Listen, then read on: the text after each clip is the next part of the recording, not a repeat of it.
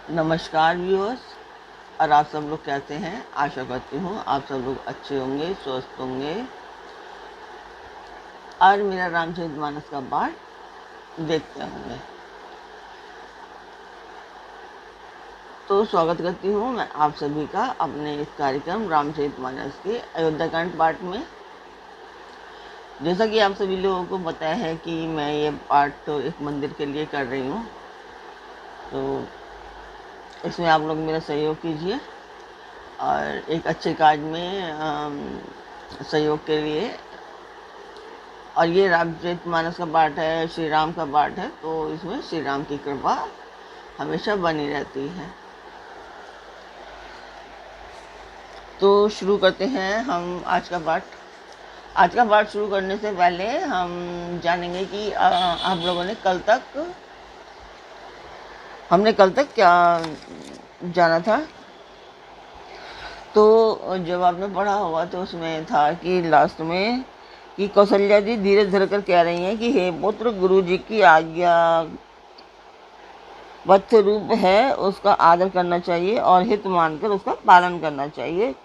काल की गति को जानकर विषाद का त्याग कर देना चाहिए। श्री रघुनाथ जी वन में हैं, महाराज स्वर्ग का राज्य करने के लिए चले गए हैं और हे तात, तुम इस प्रकार कातर हो रहे हो। हे पुत्र, कुटुंब, प्रजा, मंत्री और सब माताओं के सबके एक तुम ही सहारे हो। विधाता को प्रतिकूल और काल को कठोर देखकर धीरज धरो। माता तुम्हारी बलिहारी जाती है। गुरु की आज्ञा को सिर चढ़ाकर उसी के अनुसार कार्य करो और प्रजा का पालन कर कुटुंबियों का दुख हरो। भरत जी ने गुरु के वचनों और मंत्रियों के अभिनंदन को सुना, जो उनके हृदय के लिए मानो चंदन के समान थे। फिर उन्होंने शील, स्नेह और सरलता के रस में सनी हुई माता कौशल्या की कोमल वाणी सुनी। तो क्या सुनते हैं भरत जी, तो जानते हैं। आज का पाठ शुरू करते हैं। सानी सरल रस मातु बानी, सुनी भरतु व्याकुल भय। लोचन सरोरु स्रवत सिंचत व्रह और अंकुर नए। सो दशा देखत समय ते ही बिसरी सबई सुधी देह की। तुलसी सराहत सकल सादर, सीम सहज स्नेह की। सरलता के रस में सनी हुई माता की वाणी सुनकर भरत जी व्याकुल हो गए।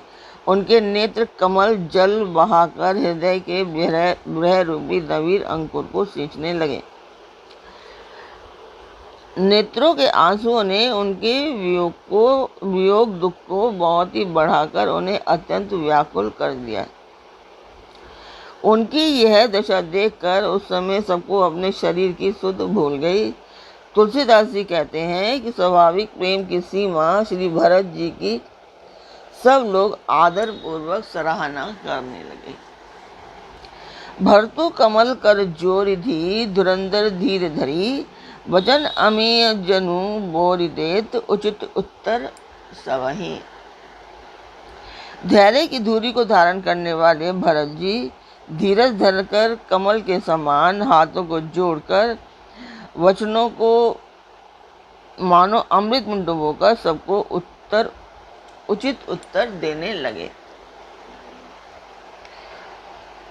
तो यहाँ मासपुराण का 17वां विश्राम समाप्त होता है और अब हम 18वां शुरू करते हैं।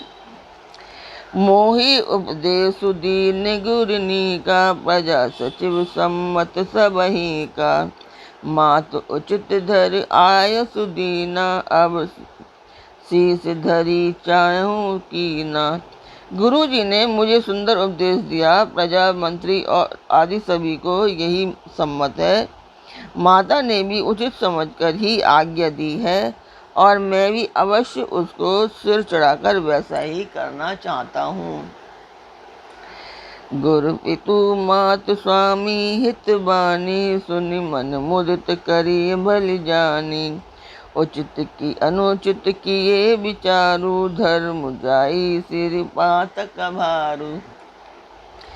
पिता माता स्वामी और सहृदय मित्र की वाणी सुनकर प्रसन्न मन से उसे अच्छी तरह समझकर करना चाहिए। उचित अनुचित का विचार करने से धर्म जाता है और सिर पर पाप का भार चढ़ता है। तुम देहु सरल सिख सोई, जो आचरत मोर भल होई। यद्यपि ये समुझत हऊनी के, तदपि होत परी तो सुना जी के। आप तो मुझे वही सरल शिक्षा दे रहे हैं जिसके आचरण करने में मेरा भला हो। यद्यपि मैं इस बात को भली भांति समझता हूँ, तथापि मेरे हृदय को संतोष नहीं होता। अब तो मैं विनय मोरी सुन लेहु, मोहि अनुहरत सिखा मनु देहु। उतरु देव क्षमब अपराधु, दुखित दोष गुण गणहि न साधु। अब आप लोग मेरी विनती सुन लीजिए और मेरी योग्यता के अनुसार मुझे शिक्षा दीजिए। मैं उत्तर दे रहा हूँ, यह अपराध क्षमा कीजिए। साधु पुरुष दुखी मनुष्य के दोष गुणों को नहीं गिनते। पितु सुर पर श्री राम बन करन कहु, मोहि राजु एहि ते जानहु। मोहि मोर हित के आपन बड़ काजू। पिता स्वर्ग में है, श्री राम जी वन में है और मुझे आप राज्य करने के लिए कह रहे हैं। इसमें आप मेरा कल्याण समझते हैं या अपना कोई बड़ा काम होने की आशा रखते हैं। हित हमार सिय पति से विकाई, सो हर लीन मातु कुटिलाई। मैं अनुमान दी के मन माही, आन उपाय मोर हित नाही। मेरा कल्याण तो सीतापति श्री राम जी की चाकरी में है, सो उसे माता की कुटिलता ने छीन लिया। मैंने अपने मन में अनुमान करके देख लिया है कि किसी दूसरे उपाय से मेरा कल्याण नहीं है। शोक समाज राज के लेके, लखन श्याम सिय बिन पद देखे। बादि बसन बिनु भूषण भारू, बादि बिरति बिनु ब्रह्म विचारू। यह शोक का समुदाय राज्य लक्ष्मण श्री रामचंद्र जी और सीता जी के चरणों को देखे बिना किसी गिनती में है। इसका क्या मूल्य है? जैसे कपड़ों के बिना गहनों का बोझ व्यर्थ है, वैराग्य के बिना ब्रह्मचर्य व्यर्थ है।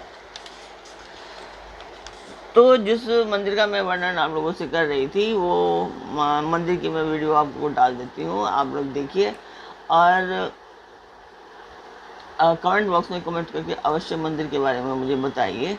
तो ये गांव का मंदिर है, मैं आपको बता दूं, गांव का मंदिर है, कुलदेवी का मंदिर है ये।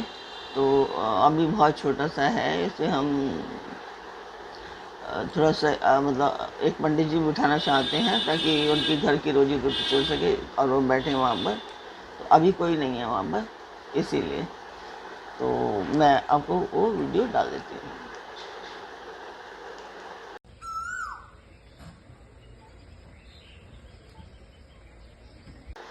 तो वो वीडियो आपने मंदिर की वीडियो आपने देखी, आप लोगों को कैसी लगी कमेंट बॉक्स में मुझे अवश्य बताएं। यही सारी वीडियोस ये रॉ वीडियोस होती हैं, आप लोगों को एक बार में ही मैं बनाती हूँ, जो कुछ एडिट वगैरह नहीं करती हूँ और उतना मुझे आता भी नहीं है। तो यही है, तो शुरू करते हैं आज का आगे का पाठ। सरुज शरीर बादि बहु भोगा, बिनु हरि भगति जाए जप जोगा। जाए जीव बिनु देह सुहाई, बादि मोर सब बिनु रघुराई। रोगी शरीर के लिए नाना प्रकार के भोग व्यर्थ हैं, श्रीहरि की भक्ति के बिना जप और योग व्यर्थ है। जीव के बिना सुंदर देह व्यर्थ है, वैसे ही श्री रघुनाथ जी के बिना मेरा सब कुछ व्यर्थ है। जाऊँ राम बहि आयसु देहि, एक ही आँख मोर हित एहु। मोहि नृप करी भल आपन चयहु, सो स्नेह जड़ता बस कहु। मुझे आज्ञा दीजिए, मैं श्री रामचंद्र जी के पास जाऊं। एक ही आँख निश्चय पूर्वक मेरा हित इसी में है और मुझे राजा बनाकर आप अपना भला चाहते हैं। यह भी आप स्नेह की जड़ता के वश में होकर कह रहे हैं। कैकई सोए कुटिलमति राम विमुकुर गत लाज, तुम्हें चाहत सो मोह बस मोही से अधम के राज। कैकई के पुत्र कुटिल बुद्धि राम विमुख और निर्लज्ज मुझसे अधम के राज्य से आप मोह के वश होकर ही सुख चाहते हैं। कहु साचु सब सुनिपति आहु, सच्चाई धर्मशील नर नाहु। मोहि राजु हट दे हहि हहु, जबहि रसा रसा तल जाहि तबहि। मैं सत्य कहता हूँ, आप सब सुनकर विश्वास करें। धर्मशील को ही राजा होना चाहिए। आप मुझे हट करके ज्यों ही राज्य देंगे त्यों ही पृथ्वी धरा पाताल में धस जाएगी।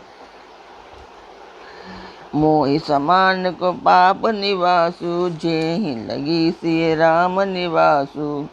राय राम कहूँ कानन दीना, बिचुरत गमन अमरपुर कीना। मेरे समान पापों का घर कौन होगा, जिसके कारण सीता जी और श्री रामचंद्र जी का वनवास हुआ।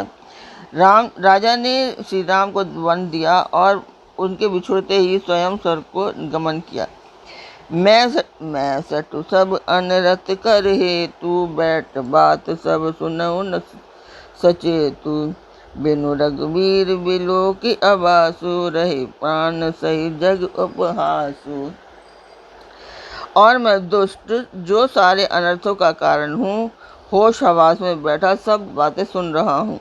श्री रघुनाथ जी से रहित घर को देखकर और जगत का उपहास सहकर भी ये प्राण बने हुए हैं। राम पुनीत विषय रस रूके, लोल भूमि भोग के भूखे। कह लगी कहो हृदय कठिनाई, निद्रि कुलिस जेहि लही बढ़ाई। इसका कारण यही है कि ये मेरे प्राण श्री राम रूपी पवित्र विषय रस में आसक्त नहीं है। ये लालची भूमि और भोगों के ही भूखे हैं। मैं अपने हृदय की कठोरता कहाँ तक कहूँ, जिसने वज्र का भी तिरस्कार करके बढ़ाई पाई है। कारण ते कारजु कठिन होई, दोषु नहीं मोर। कुलिस अस्तिते उपलते लोह कराल कठोर। कारण से कार्य कठिन होता ही है, इसमें मेरा दोष नहीं। हड्डी से वज्र और पत्थर से लोहा भयानक और कठोर होता है। कैकई भव तनु अनुरागे, पावर प्राण अघाई अभागे। जो प्रिय बृह प्राण प्रिय लागे, देखब सुनब बहुत अब आगे। कैकई से उत्पन्न देह में प्रेम करने वाले ये पामर प्राण भरपेट अभागे हैं। जब प्रिय के वियोग में भी मुझे प्राण प्रिय लग रहे हैं, तब अभी आगे मैं और भी बहुत कुछ देखूं सुनूंगा। लखन राम सिय कहूँ बनु दीना, पठई अमर पर पति हित कीना। लीन विधव मन अपजस आपू, दीन प्रजहि शोक संतापू। लक्ष्मण श्री राम जी और सीता जी को तो वन दिया, स्वर्ग भेजकर पति का कल्याण किया, स्वयं विधवापन और अपयश लिया, प्रजा को शोक और संताप दिया। मोहि दीन सुख सुजस सुराजू, कीन के कई सब कर काजू। एहि ते मोर कहाँ अवनी का, तेई पर देन कहु तुम टीका।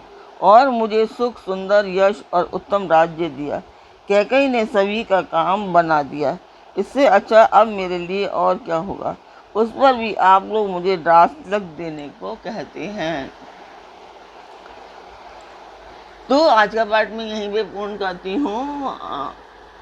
कल फिर मिलेंगे एक नए पाठ में, एक नई उमंग, एक नई तरंग के साथ। तब तक के लिए नमस्कार। आप मेरा चैनल सब्सक्राइब अवश्य कीजिए, लाइक कीजिए और शेयर भी कीजिए और अपने फैमिली एंड फ्रेंड्स को कहिए कि वो लोग भी ज़्यादा से ज़्यादा शेयर करें और सब्सक्राइब भी करें। Okay, thanks.